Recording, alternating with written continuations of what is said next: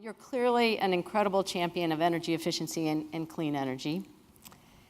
Yet you operate in a regulatory structure that, as we've talked about earlier today, is in much of the country at odds with that vision of the future. When you interact with your colleagues nationally, are you beginning to see an acceptance of the fact that the system is changing? Would it make a difference if we took the focus off coal as the generating source and focused on the things that we've been talking about? I don't think that they're any less tethered in Nebraska, or I don't want to pick on Nebraska, than they are on the East Coast. But any thoughts on that? I mean, I think we see from the reaction to the president's announcement yesterday that the entire country isn't exactly where we are in New England. But, you know, I'm pretty optimistic that we can set an example. I mean, look at the example of Reggie in terms of its availability, or the model to help people meet the 111D requirements. I mean, working in the Northeast, especially Massachusetts, I'm always impressed by the sort of amount of collegiality and shared values that in this community, in the community of people who are working on energy issues. So, you know, I think we've made enormous progress in the Northeast in the last few years, and you know, I don't think we're there yet in the rest of the country. Obviously, the president did what he did because the Congress won't act, and in some ways that's representative of the rest of tells you something about the rest of the country. I don't think the rest of the country looks exactly the way we do, but I'm optimistic about its changing. They will change eventually. Yeah, I was thinking maybe it would be like when the Gen Yers come on and come in, maybe they'll start to accept it as a different system, like they're driving a little bit less. All right, thank you, Ann. Scott, you mentioned the concept of energy justice, which I think is really important and easy to forget about. And we have some great examples in Rhode Island of the Green and Healthy Homes Initiative, where they're trying to integrate the cost savings from medical care with energy savings. But can you give us some examples of other programs where they've really tackled that issue head on and made some progress?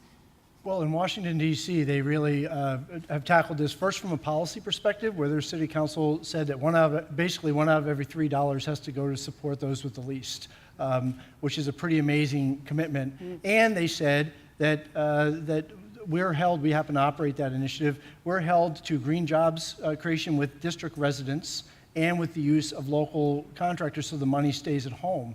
When you start to nest those together, what you end up seeing happen across efficiency and renewables is that a whole culture and economy is created, including in Ward 7 and 8 in the District of Columbia. One of the things that's happened is brand new businesses, because you got to find district residents to actually work on this stuff. Brand new businesses were created with local owners in the most impoverished wards in that city. What a great path forward. And that's just one great example of how these externalities can grow all these new benefits for us. Yeah, that is a good example. I was traveling with my husband recently, and something came on, probably CNN, and it was a video, probably from DC, of a bunch of high school kids I think they were high school kids working on an energy, I don't know, it was just cool. It was an example, that kind of example. All right, anybody have anything to add to that? Not really. Well, we have been at Northeast Utilities as part of expanding the energy efficiency, and I should put in a plug for our team here. We're very proud to be operating a $500 million program across the 3 states and achieving tremendous results. But we're doing that in partnership with some really great folks. And if we think about it, in Massachusetts, Green Justice Coalition has been one of the folks that has helped us create just what you're talking about, Scott. These models that are neighborhood-based, leveraging local organizations for outreach and for actually doing the work, so we're training on skills in the local community. And they're tremendously successful, but even more important, there's these other benefits that we never calculate, right? Where we established in Massachusetts requirements for contractors that ensured that they had good, fair wage jobs, that they had benefits associated with those jobs, that they had safety incorporated in there. And we had not had that before, and I congratulate, it's the partnerships that we're working collectively with that are creating not only energy efficiency expanding, but actually good and safe jobs out in the community. All right, that makes sense. And actually, spinning off that, when you look at the the high school kids of the future. And what do you see as our most pressing training needs? I mean, I see it at all different levels, from the vocational level up through, we need more engineers. But say a few words about how we can best prepare the next generation of energy leaders. It's a little vague, but Well, Go ahead. I think part of it is doing what we're doing in partnership with NEEP and helping at all levels reach out to the communities to help kids understand that energy is an exciting space to be in. The good news is that kids are thinking a lot about it today. My kids understand what I do now because they recognize the challenges when they don't have power. So they're completely understanding of the importance of energy savings and of ensuring that we have a reliable infrastructure. So I think there's an interest there, but we've got to invest in educational programs, and that's what I'm excited about. Energy efficiency allows us to do that, to where we are reaching K through high school with targeted programs that help reach children to understand the benefits of energy efficiency and the opportunities in this space. So we've got to continue to make it sexy, as I heard someone say, the sexy type of job, to have the cool thing to do. just like all of us, Sarah. Yeah, of course. I was going to add to that. I don't know if I'm on. I think you are. You kind of took the sexy word right out of my mouth, but that's when you kind of think about the evolution of data and tools in the market today. It's reaching a younger generation, right? We can now do analytics on iPhones and iPads, and it's kind of the energy efficiency of 10 years ago wasn't attractive to that kind of age group, right? I was just, at MIT the other day judging a contest, and it was somebody who was literally pitching a similar idea to what we're doing, but these kids are 18, right? Not that I'm that old, but it was just, You're not. I know. It's just the idea that it's now, the technology world mixing with efficiency is hitting a good place now to where it's driving a lot more interest across the board. I think that's true. Two points I would add is, first is, I'm not one that often likes all the above strategies, but honestly, this industry, I happen to be a civil engineer, and so STEM, of course, but we need an all of the above strategy. This industry is about transferable skills that figure out how to move people. So we need everybody with interest. I don't care if you're an arts person or an engineer or creative writer, we need you all. And the biggest gap I see in the industry today, though, to get very down the weeds, is we've made some advances in bringing more women into this industry, but if you look around our industry, we are a pretty white industry. And as we think about kids, we have got to widen our net and bring all peoples into interest in energy. Look around this room, folks, and most anybody that does this work, and we're pretty white. And if we really want to get to the sort of goals that we've talked about here today, we have to be a topic that covers across all spectrums, and that means all schools, not some. That's touche. Good point. All right, I have another question for you, Bennett. I'm wondering, you're working very successfully in New York City. Have you had any experience or interaction with the Green Bank, and do you see some potential to connect the high-tech work you're doing with the high-tech financial work that New York is pursuing? It's a good question. So today, no, we're not doing anything specifically with the Green Bank.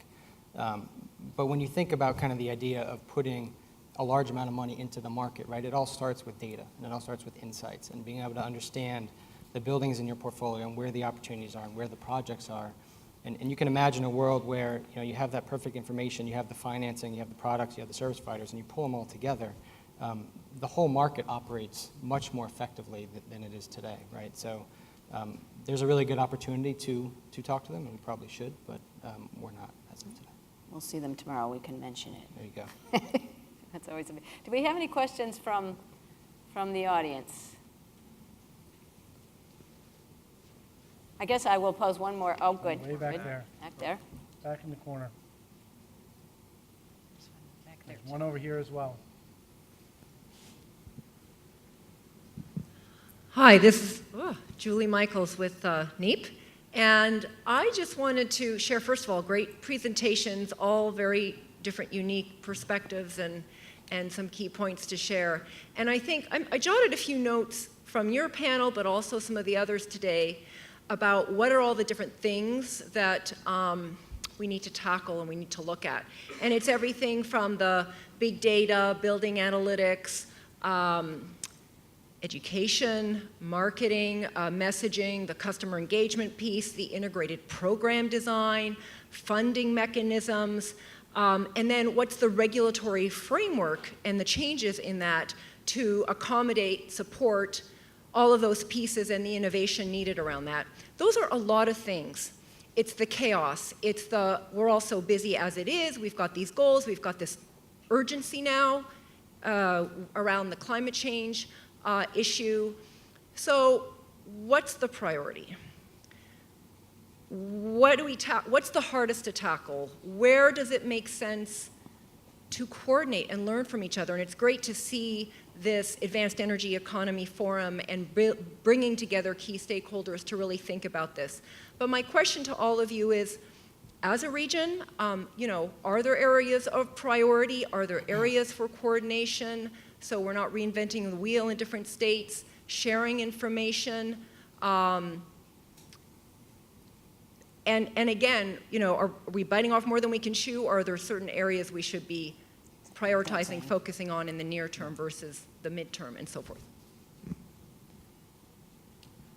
Well, I mean, at least speaking from the regulatory perspective, I think there's actually a remarkable amount of communication at the moment among regulators in the Northeast through NECPUC, NESCO, lots of alphabets.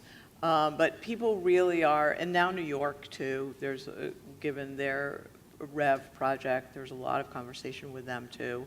And so I think people really are trying to learn from each other through, forums like this, Advanced Energy Economy, and then the events that folks like NECPUC pull together. I think there's a ton of conversation and also really shared objectives. I don't think people know exactly how to get there yet, but I think everybody in New England on the regulatory side is talking about decarbonizing the electric grid, and then electrifying building heating, transportation, and we need to figure out how to get there. But I don't think.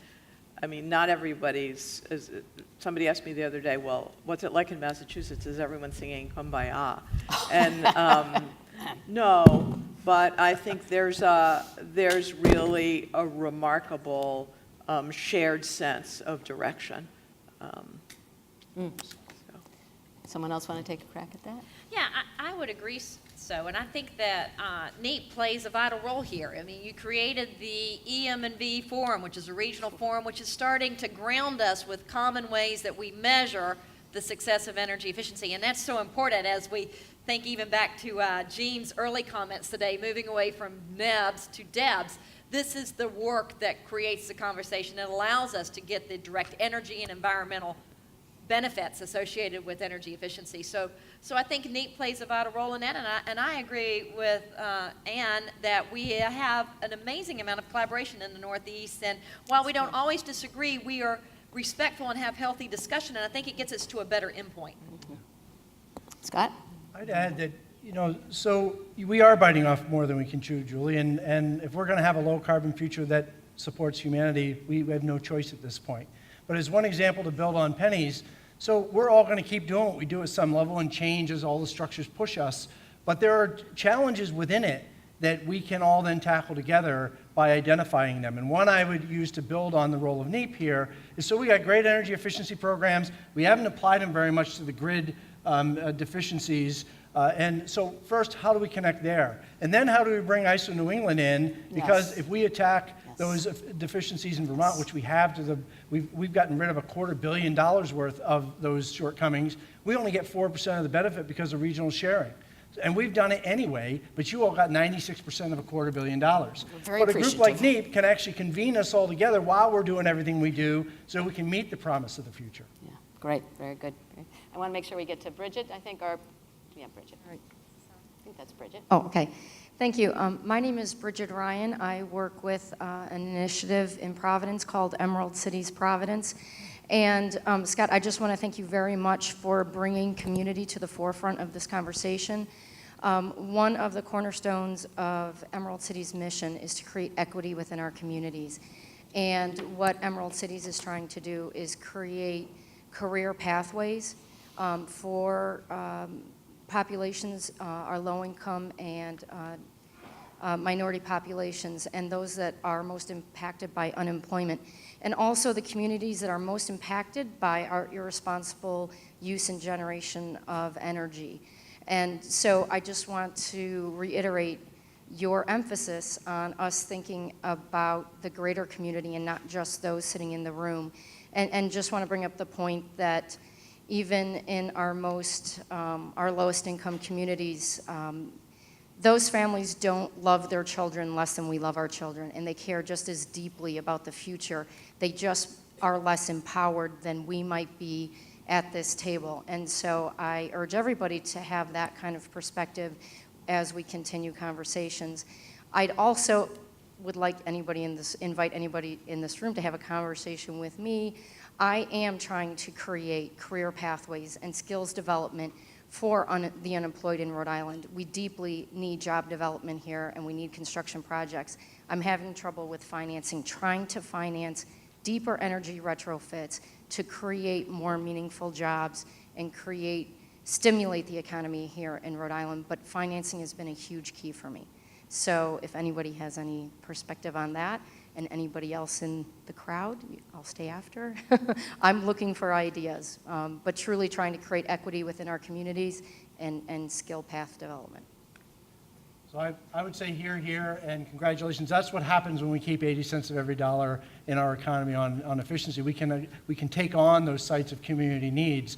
On the finance side, I would say we've got to greatly expand, and there are a lot of initiatives of how we bring capital into the game, whether it's the Green Bank idea or it's something we're working on now, which is actually to pull in the program-related investment side from foundations who actually want some mission impact to get some of those dollars freed up, because they'll go for a longer duration at a lower interest rate, and then we can be the mechanism to port it to those hardest to serve areas of society. And that's another great way of how we can bring in capital that never thought to come into our space before. But it's an all-in strategy with every good idea we've got with social venture capital, PRI, defined benefit pension plans, and all the normal things we all think about every day. All of the above. Terrific. That is terrific. Well, we're out of time now. I want you all to join me in thanking this incredible group of speakers.